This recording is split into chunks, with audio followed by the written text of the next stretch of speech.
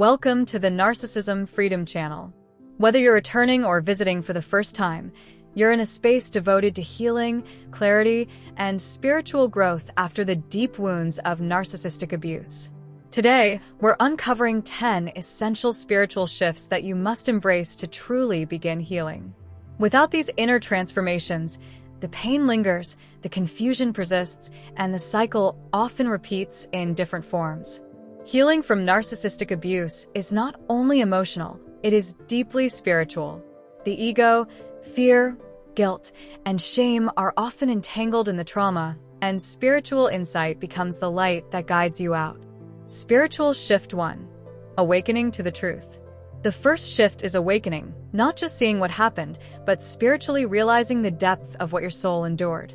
You begin to recognize that what you thought was love was actually manipulation. You stop blaming yourself and start understanding the layers of control. This awakening is painful, but necessary. It's the moment your soul refuses to sleepwalk through betrayal any longer.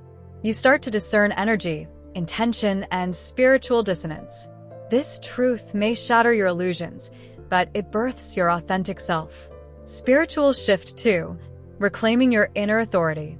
After awakening, the next shift is reclaiming your spiritual authority. Narcissistic abuse leaves you doubting your intuition. Your inner voice was buried beneath gaslighting, criticism, and fear. This shift calls you to trust your inner knowing again. You start asking yourself what you feel instead of seeking external validation. This is a sacred rebellion. You're no longer handing over your power to people who feed off your confusion. You start to rebuild your confidence from the inside out. The divine within you begins to speak louder than the voices that once belittled you. Spiritual Shift 3. Cutting energetic cords. The third shift is about releasing invisible ties. Narcissistic bonds don't just break physically, they must be cut energetically.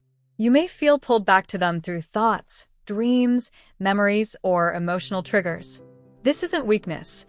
It's a sign of how deeply entangled your energies became. But healing means choosing to sever those cords. Through prayer, intention, journaling, and spiritual discipline, you begin to detox from their influence. You start to feel a freedom that isn't loud, but quietly life-giving. The silence becomes peace instead of punishment. Spiritual Shift 4. Embracing sacred anger. Many people are afraid to feel anger on the healing journey. But sacred anger is different. It's anger that burns through injustice and awakens boundaries. This fourth shift allows you to say, no more. Not from bitterness, but from a deep knowing that your soul deserves peace. This anger is holy. It realigns your spirit with truth and justice. You begin to see your triggers as teachers. You stop being afraid of your emotional responses and begin using them as tools of awareness. Spiritual Shift 5. Releasing the savior complex. Narcissistic abuse thrives when empaths try to fix, save, or redeem the broken. The fifth shift is about letting go of that savior complex. You are not responsible for healing anyone else's wounds. This spiritual shift teaches you to release the illusion that your love can transform someone who refuses to face their own darkness. You learn that boundaries aren't unkind, they are spiritual protection.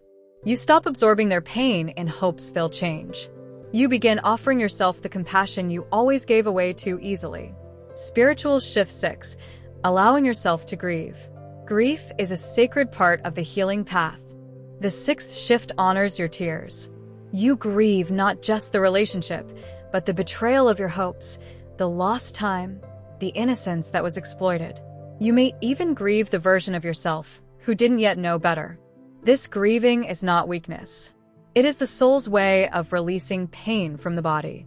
As you allow space for sorrow, you create space for rebirth. You don't rush this part. You honor it. You cry and rise. Spiritual Shift 7. Recognizing divine protection. This next shift is often seen in hindsight.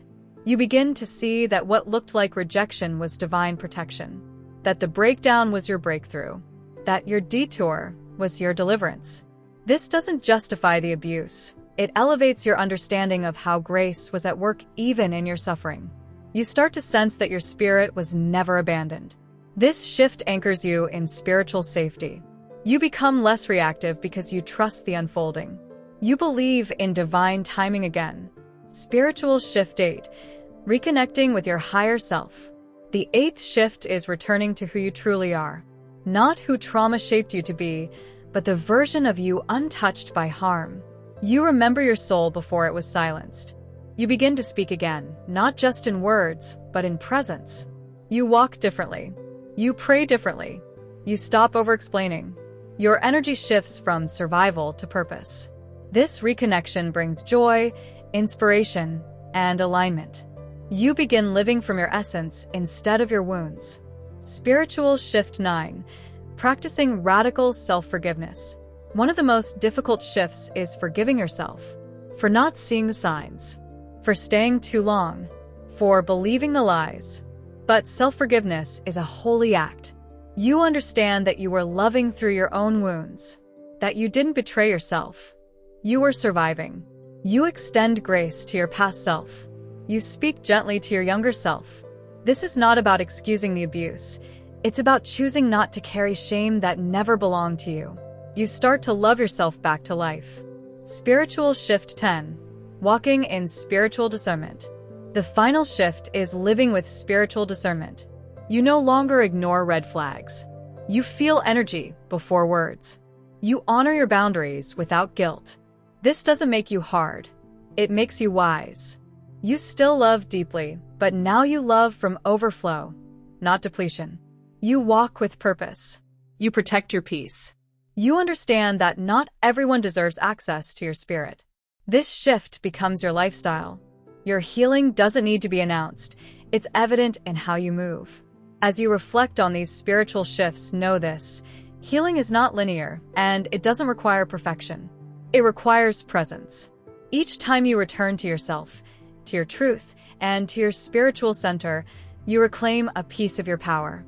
You don't have to rush. You don't have to prove anything. Your soul knows the way home.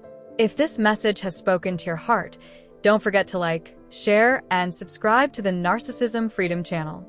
Your support helps us reach more souls on the path to recovery and spiritual clarity. And if you feel led to support the growth and awareness of this channel, the details are below in the description. You are worthy of peace. You are capable of transformation. And you are not alone.